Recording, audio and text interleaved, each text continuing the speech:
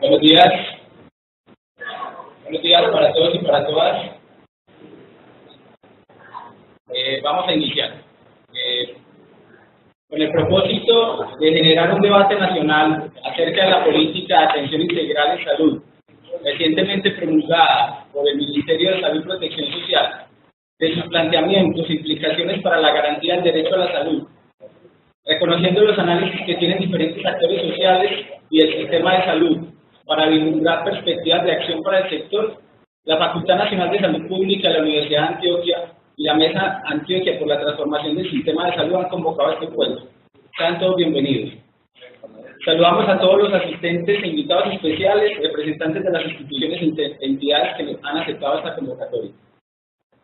Vamos a tener dos aulas, porque veo que ya hemos copado la capacidad del auditorio, el aula 324 y 328, y seguramente aquí la cafetería, la antigua cafetería, también van a tener posibilidad de escuchar y de ver la discusión. Saludamos también a quienes están conectados por medio de Webex, especialmente un saludo a la comunidad educativa de la Escuela de Salud Pública de la Universidad del Valle. Para iniciar, le daremos la palabra al señor decano de la Facultad Nacional de Salud Pública, el doctor Álvaro Franco, quien hará una apertura del evento tratando de ubicar unos elementos de cómo llegamos hasta acá, de cómo la política de atención integral aparece en el debate como un horizonte de acción en el sistema de salud. Bienvenido.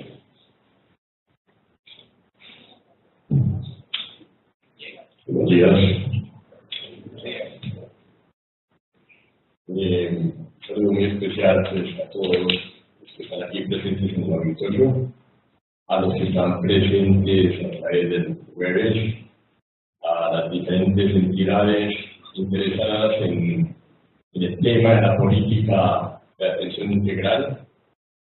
En especial menciono a las personalidades ponentes que nos acompañan en este momento: doctor Hernando Torres, director del Centro de Pensamiento sobre el Derecho a la Salud de la Universidad Nacional de Colombia; al doctor Mario Hernández, de la Mesa Nacional por el Derecho a la Salud; doctor Leonardo García, representación de la Federación Médica Colombiana; doctor Néstor Álvarez de la Asociación de Pacientes de Alto Costo; doctor Fernando Ruiz, viceministro de Salud, que llegará un poco más tarde a la auditorio. Aquí tenemos a la doctora Mary Barragán, también en representación del viceministerio; a la Asociación de Empresas Sociales del Estado y Hospitales Públicos de Antioquia, presidente el doctor Luis Alberto Martínez; la profesora Lumeri Mejía, que hará la presentación por parte de la Facultad Nacional de Salud Pública; doctor Gabriel Mesa Nichols, seguramente estará en el auditorio un poco más tarde; doctor Carlos Arango, a quien recuerdo bastante de otras épocas en que trabajamos juntos, que viene por la Federación Nacional de Departamentos; Carlos; doctor Germán Reyes, de nuestra querida Asociación Médica Sindical, Almedas; y a todos los demás aquí presentes. Me preguntaban hace un minuto en la televisión de la universidad que hoy empezaba el debate sobre la política de atención integral en salud, y yo les contesté que no.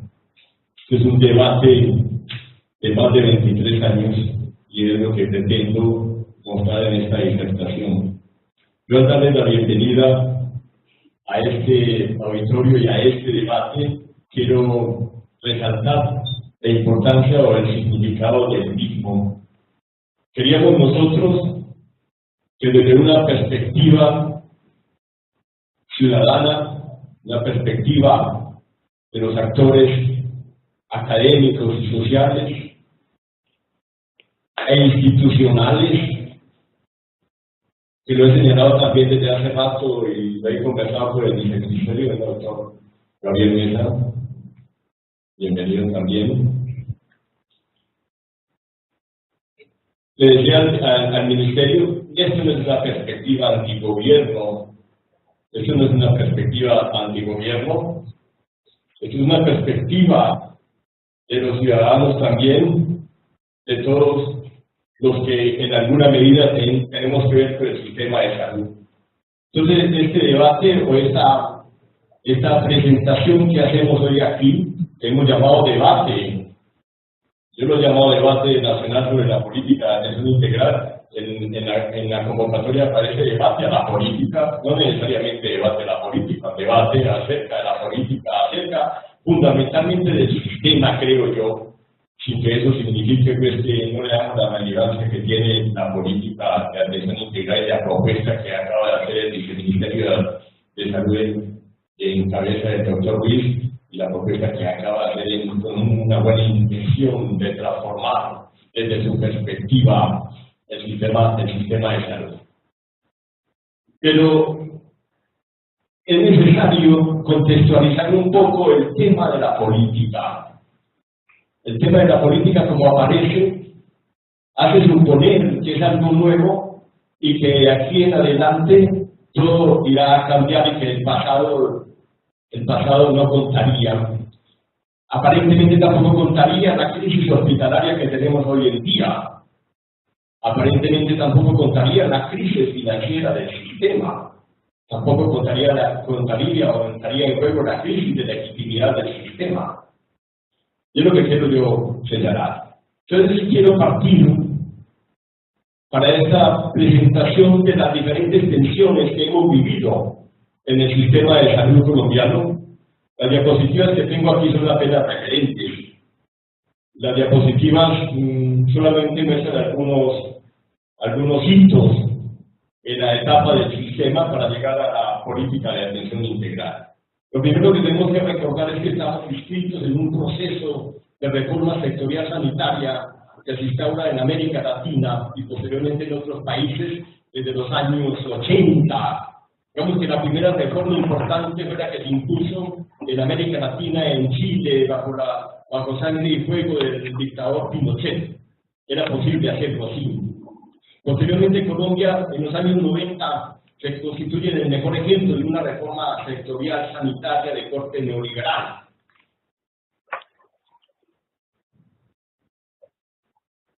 Entonces, Colombia en ese momento impone lo que hemos dado a llamar un modelo de mercado con Estado mínimo, centrado fundamentalmente en la reducción del Estado, que hace parte de la política de reestructuración de los Estados de América Latina, propuesta por los organismos multilaterales, centrado en que intentaba la descentralización, que terminó finalmente siendo una entelequia al servicio también de la privatización. Se hablaba de la modernización gerencial, de la focalización subsidiaria de demanda y otra serie de estrategias que ustedes bien conocen, que solamente la mencionamos, para decirles entonces que esto es la Ley 100 de 1993, y hoy política de atención integral también vamos a hablar de Ley 100 de 1993, sigue siendo Ley 100 de 1993, una ley absolutamente fuerte, consistente, que ha mantenido y que ha resistido todos los embates y todos los debates posibles, incluido el presente debate que iniciamos en este año.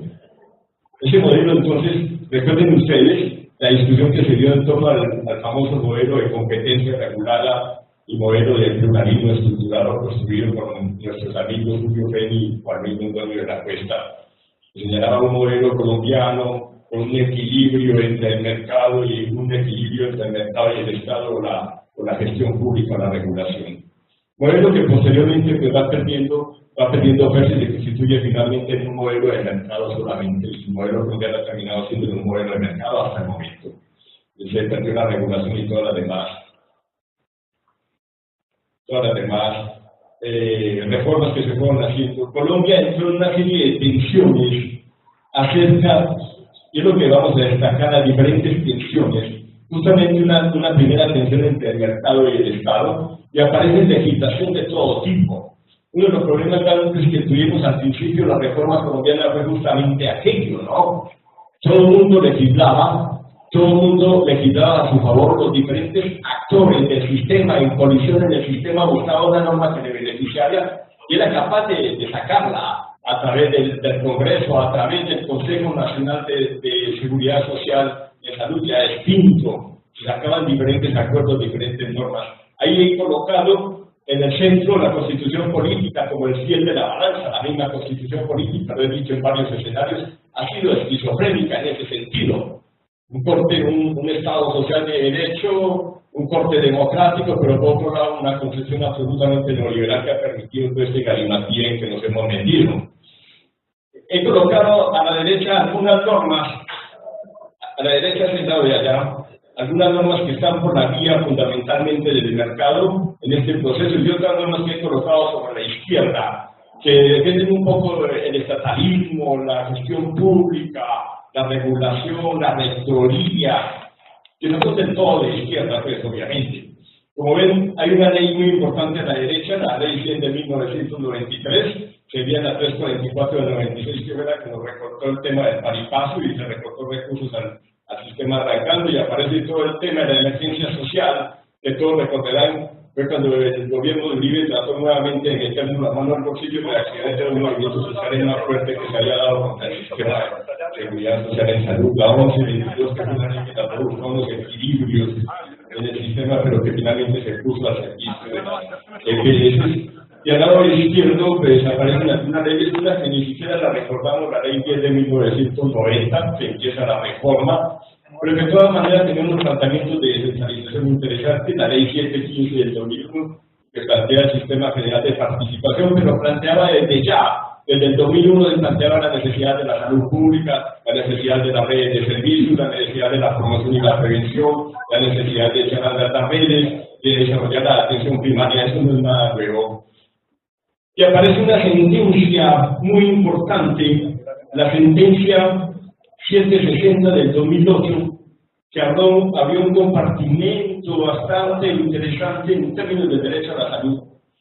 Lo he señalado en varios auditorios, inclusive con el respeto de nuestros juristas, nuestros abogados, que es la ley más importante acerca del derecho a la salud pública, mucho más importante desde mi punto de vista que la ley 1751, que también la tengo aquí a la izquierda, la ley 1751 del 2015, que será objeto de análisis nuevamente hoy en este debate, y vamos a presentar los temas del debate. La 1751 acompañada de la sentencia 313 de 2014, que es la que justamente le da el contenido social de derecho a esa ley 1751, de la cual hablarán seguramente los ponentes que me dan la ley. Digo que estas leyes eran muy importantes desde este punto de vista, buscando la transformación, dándole el debate al modelo colombiano de competencia regulada, dándole el debate al modelo de mercado, pero finalmente no se logran hacer transformaciones estructurales. Ven como pongo en el centro la ley 1438 del 2011, una ley que fue muy bienvenida por algún grupo de saludistas. Nosotros dijimos que era muy difícil que se lograra implementar esa ley, que planteaba temas centrales como el de la salud pública, como el de la atención primaria, como el modelo que debía regir el sistema, las redes integradas de servicios, planteaba temas importantes como el Instituto de Evaluación Tecnológica, los equipos básicos de salud. Es decir, hay unos planteamientos de renovación en la 1438 que eran muy interesantes desde la perspectiva de la salud pública y desde la perspectiva del modelo, ojo, del cambio de modelo. Es decir, el antecedente de la 1438 es bien válido tenerlo en cuenta y verlo de esa manera, porque llevamos ya 5 años tratando de cambiar el modelo con la ley 1438 y la verdad es que no se ha podido. Se ha dicho insistentemente porque no tiene viabilidad política, porque no fue bien acogido en los órdenes ministeriales. No obstante, y esto es un reconocimiento que yo le hago al señor viceministro hoy y a los colegas del ministerio que están al frente de esto, la propuesta de la política de atención integral se deriva de alguna medida y retoma elementos de estos. Igualmente apareció consecuencia de la 1438 el Plan Decenal de Salud Pública. Plan Decenal de Salud Pública que indudablemente es una perspectiva diferente en este proceso ya tortuoso de la reforma sectorial sanitaria, centrado en los determinantes sociales, en la equidad, en teorías basadas en la equidad de género, en conceptos de etnia, de diversidad que ya aparecen en un plan decenal de salud pública. Sin embargo, no logran asidero. Yo el mensaje que leo aquí fuerte es que esto no ha logrado asidero en el territorio colombiano, en el modelo colombiano. ¿Qué significa que no ha tenido asidero? Que le deja a uno todavía una gran duda de que las cosas se puedan realmente transformar, sin ser pesimista. Pero así todo, nosotros logramos llegar a un planteamiento distinto. Ya había dicho algo sobre la ley, la sentencia 760 que planteaba el derecho a la salud por 3 días, la conectividad con el derecho a la vida, la naturaleza fundamental en contextos para sujetos especiales, un ámbito básico de actuación que coincide prácticamente con los planes de beneficios. Esta sentencia 760 tenía un elemento interesante, y es que le hacía un llamado de atención fuerte al gobierno en el sentido de que había incumplido su papel fundamental, que era el de vigilar y de hacer la regulación y la rectoría al sistema. Y le decía al gobierno, de otro lado, que tenía que asumir esa responsabilidad. Por otro lado, se planteaba la unificación de beneficios, y ya todos ustedes saben en qué va, se ha ido avanzando en ello, y es consecuencia de esto. Igualmente, el tema del derecho a la salud, que llegó finalmente a la norma que ya hemos mencionado aquí en la primera parte, la 1751 y la sentencia 313 que sacará en el día de hoy. Dejamos la ley 1438 de paso y dejamos algunos planteamientos del plan decenal de salud pública que se vuelven a recoger ahorita en la política de atención integral, como el tema de la gestión del riesgo, como el tema de formulación de políticas basadas en la promoción de la salud y como el tema de la gestión de la salud pública. Vamos avanzando por razones de tiempo, pero recordar que esto no se quedó allí.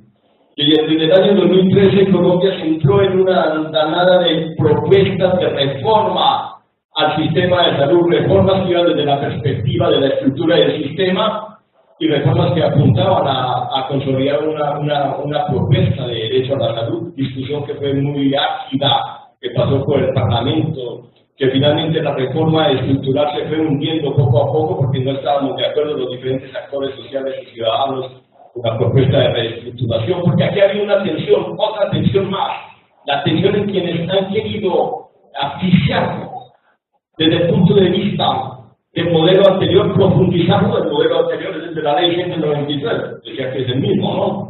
Y de quienes querían un cambio de ese modelo, de esa tensión que se dio en las propuestas de reforma del 2013, llevó finalmente a que mejor surgiera la propuesta de ley ordinaria que cursó en el Congreso y que se discutió bastante por los lados del Ministerio, pero sí se logró sacar una ley estatutaria sobre el derecho a la salud, propuesta que en alguna medida se le reconoce a las sociedades científicas, y aquí está el representante de la Federación, a las sociedades científicas que en conjunto con el gobierno y el actual ministro de Salud se logra sacar esta propuesta de ley estatutaria, la 1751, que no dejó contento a nadie, y creo que hoy todo el mundo la apoya en función de que efectivamente se cumpla la sentencia 313 del año 2014, que ya le da un contenido diferente en términos de la accesibilidad de esa ley, que la condicionan algunos de los aspectos.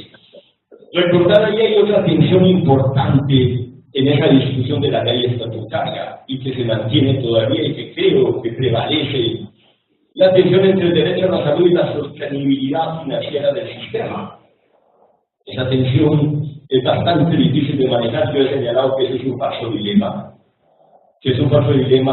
tratar de decir que como consecuencia de la escasez de recursos, es decir, de la dificultad para mantener la sostenibilidad del sistema, entonces no se puede garantizar el derecho a la salud. Yo creo que eso no es cierto, más bien buscar los recursos donde corresponden, buscar los recursos para que efectivamente se pudiera.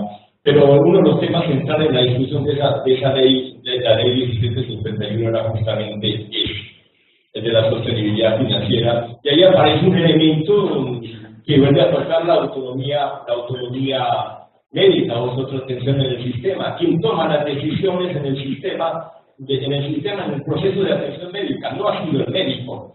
Y es que no nos equivoquemos, esa atención sigue flagrante, es flagrante porque en un modelo de atención gerenciada, como el que se ha impuesto desde la reforma de seguridad sanitaria, como el que se ha impuesto desde la ley 193, como el que se ha impuesto en América Latina, en los diferentes modelos de reforma, con excepción de los países de corte social, que preocupantemente hoy se están cayendo. Con excepción de esos países, los demás países de América Latina han entrado en un modelo de atención gerenciada donde la decisión médica no la toma el médico, sino el financista. Se volvieron de moda los auditores. Eso tiene una explicación coherente con la perspectiva macroestructural del sistema. Tengo ahí algunos elementos de atención que me interesa destacar. En la estructura de esta ley 1751 de 2015, ¿no? El número que aparece allí, fue muy importante algunos elementos y lo que dije en la Corte Constitucional, pero quería señalar justamente estos conceptos de sostenibilidad financiera que fue bien controlado por la Corte Constitucional. Sin embargo, es el que se impone en la práctica, porque la ley 1751 en la práctica no se ha podido todavía echar a andar o garantizar su debido ejercicio. Y un concepto de integralidad que sería bueno retomarlo en términos de la política de atención integral. Creo que la política de atención integral retoma, inclusive en el contexto, en sus preámbulos, el concepto de integralidad. Un concepto que incluye la promoción, la prevención, el diagnóstico, el tratamiento, la recuperación y la rehabilitación por definición. Que eso lo hemos trabajado mucho tiempo los saludistas de vieja data, somos de los 90, no vamos más atrás. Pero en esa discusión de la ley estatutaria, en esa discusión del derecho a la salud, y lo que quedó allí escrito, quedaban pendientes cosas como políticas públicas para reducir las desigualdades. La ley estatutaria no incluye políticas públicas para reducción de las desigualdades, deja planteada la necesidad de estas políticas públicas para reducir las desigualdades y políticas públicas para enfrentar desde la concepción de los determinantes sociales de la salud. Amarillos son 4 minutos. Muchas gracias. Entonces, políticas públicas para reducir las desigualdades y determinantes sociales de la salud, de eso no se ha normatizado ni se ha decretado. La ley estatutaria dice que eso quedaba de discreción del Ejecutivo. Necesidad de una política pública que permitiera la articulación intersectorial. Es bueno que esto lo busquemos justamente en la propuesta que traemos a debate, ¿no? De hecho, la articulación intersectorial seguramente aparece en la nueva política de atención integral. La integralidad debe aparecer en la política de atención integral, como verán más adelante en la presentación que nos hará el viceministro. Aún la política pública de atención integral nos habla